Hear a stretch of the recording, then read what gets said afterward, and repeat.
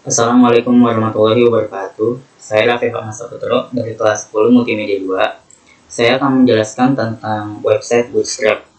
Website Bootstrap ini adalah website yang memberikan kita kemudahan atau mengajarkan langkah-langkah, cara-cara untuk lebih menyempurnakan website, bukan hanya sekedar dengan HTML, melainkan dengan digabungkan dengan CSS juga atau dengan JS atau JavaScript.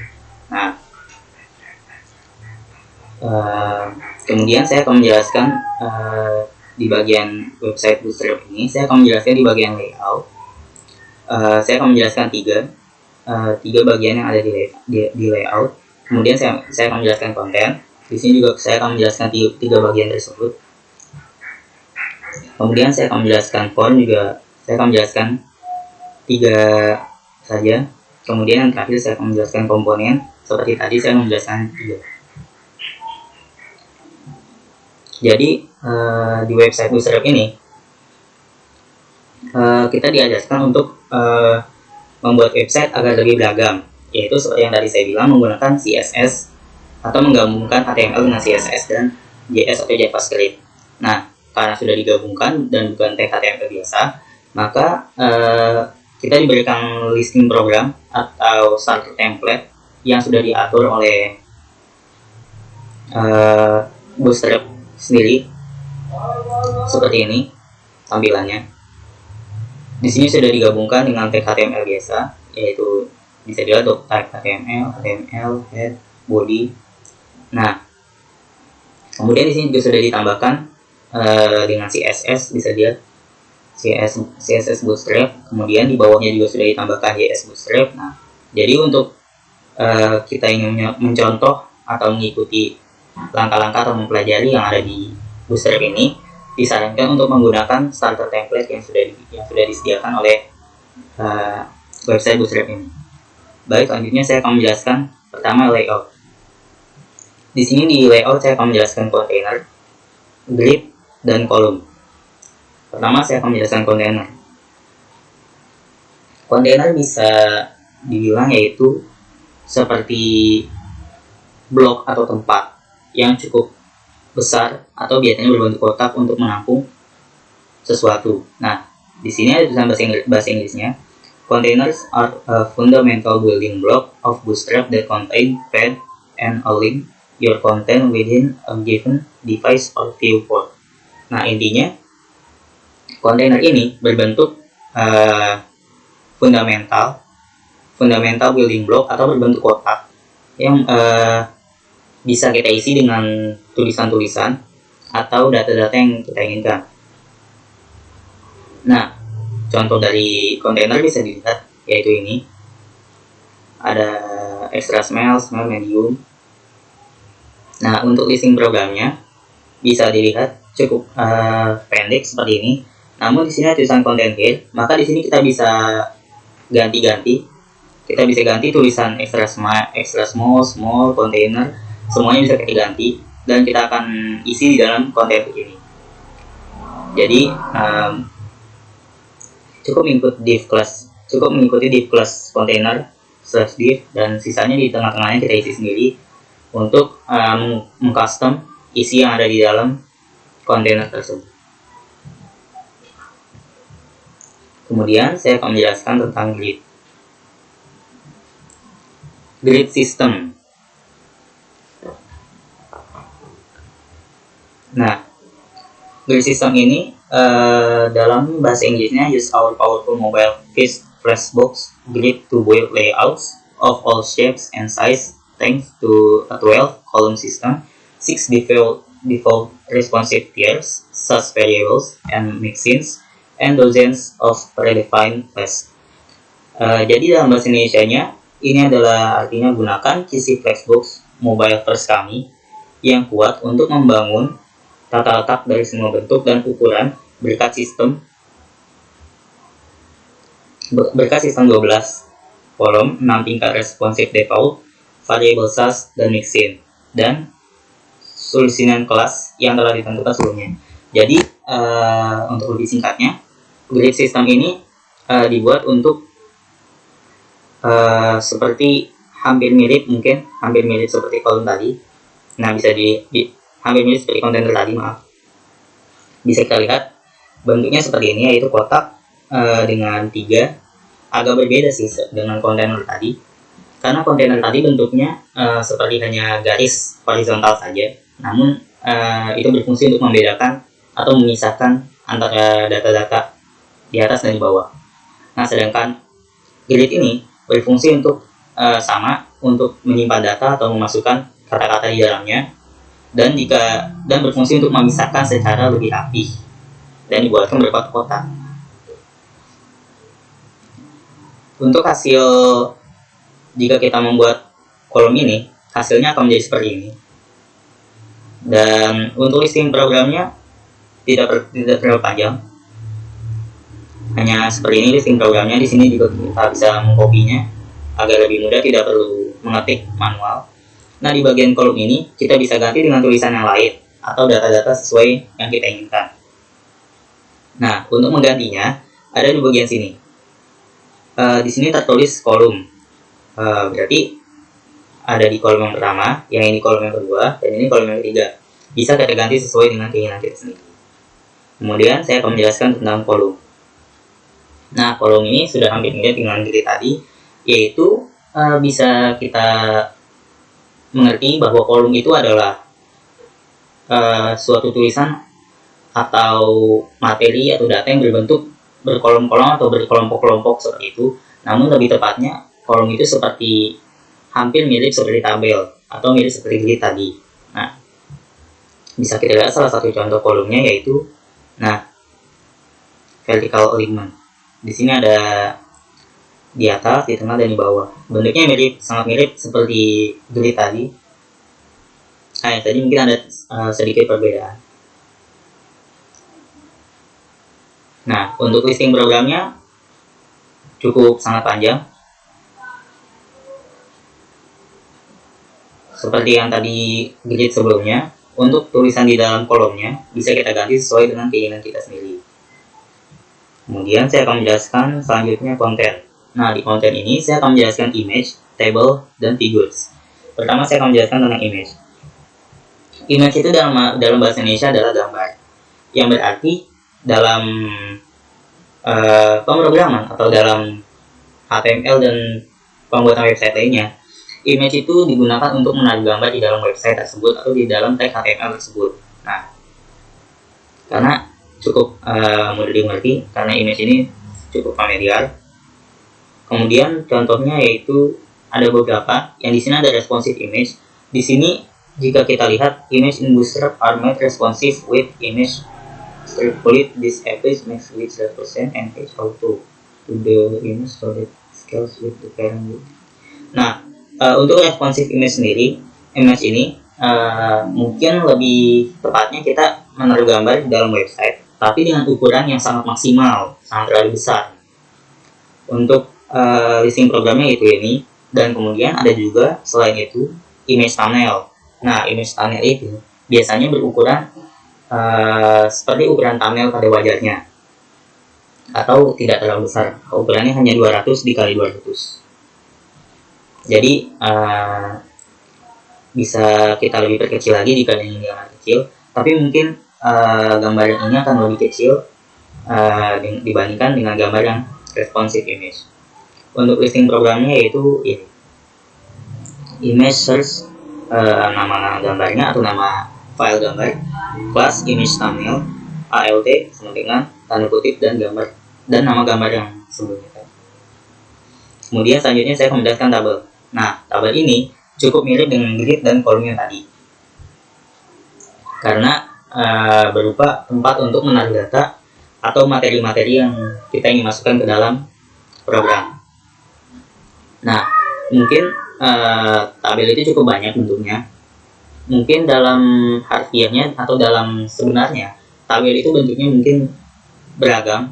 Ada juga yang berkotak-kotak seperti kolom tadi. Ada juga yang hanya garis-garis seperti ini saja, garis pembatas seperti tadi kontainer. Table ini bentuknya mirip seperti kontainer tadi, hanya dengan garis horizontal sebagai pemisah antara materinya. Untuk listing programnya juga cukup panjang, dan di bagian yang first mark Jacob editable as auto Thornton handle add mode add MDO add fat add Twitter. Nah, ini bisa kita ganti sesuai dengan keinginan kita sendiri.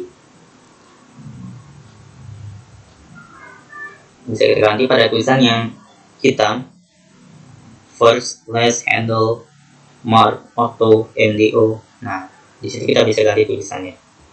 Kemudian saya akan menjelaskan figures.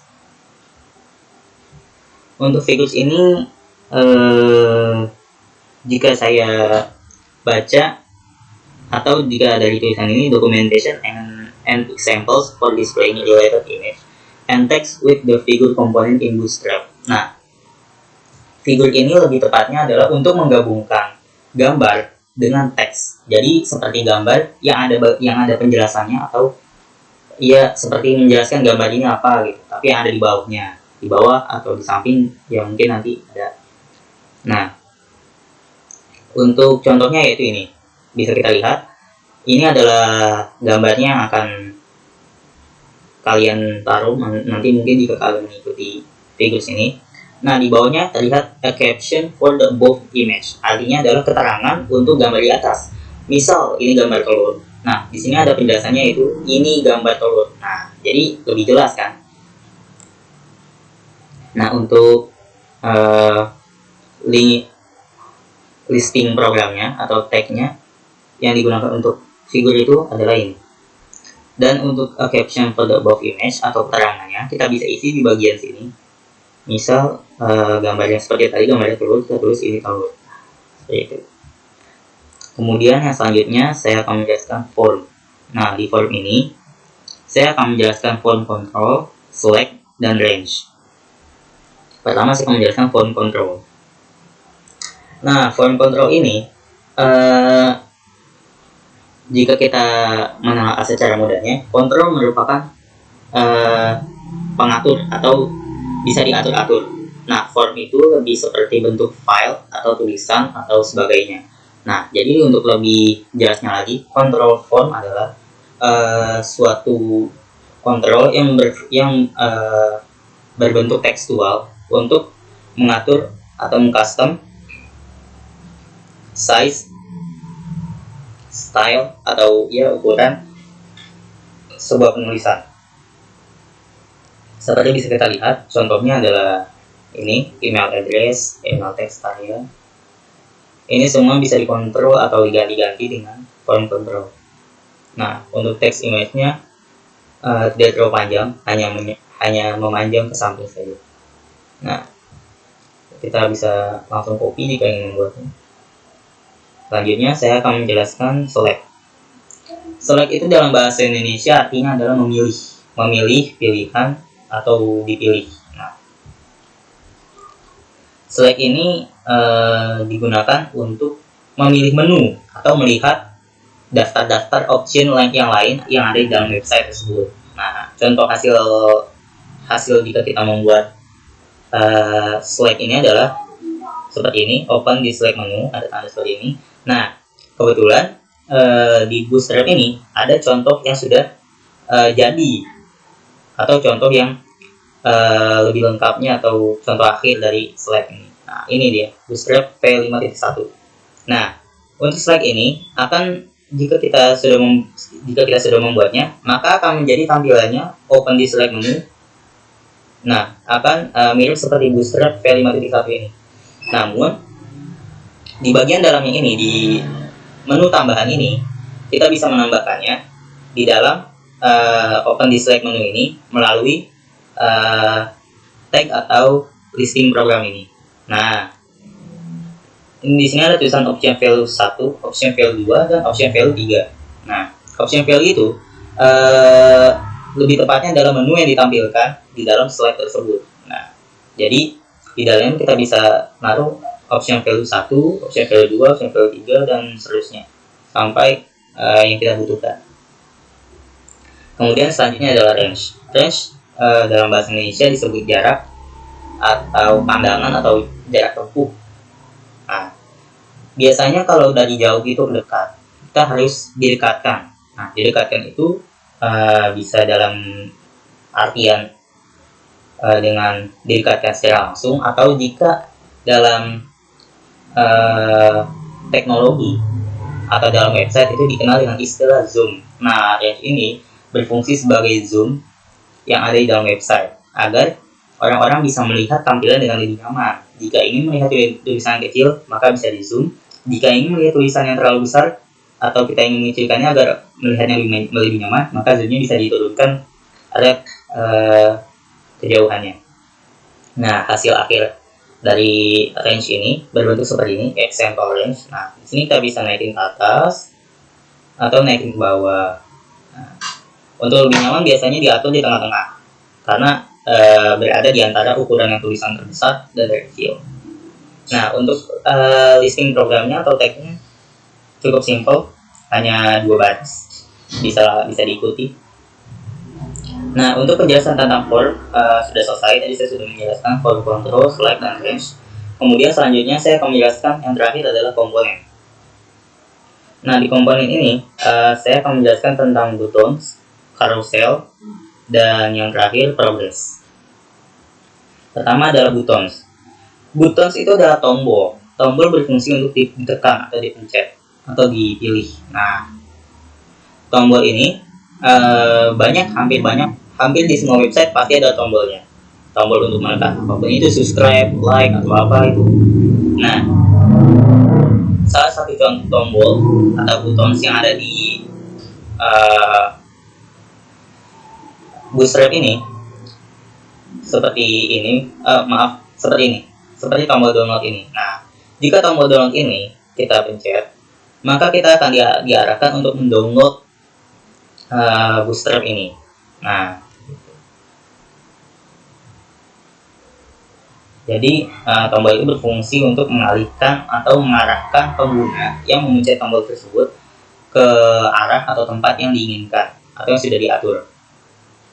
Nah, contohnya seperti ini, bisa kita ganti-ganti juga. Untuk listing programnya seperti ini, seperti sebelumnya, bisa diganti-ganti juga. Primary bisa diganti, secondary bisa diganti, success bisa diganti, danger bisa diganti, dan seterusnya. Kemudian saya akan menjelaskan carousel.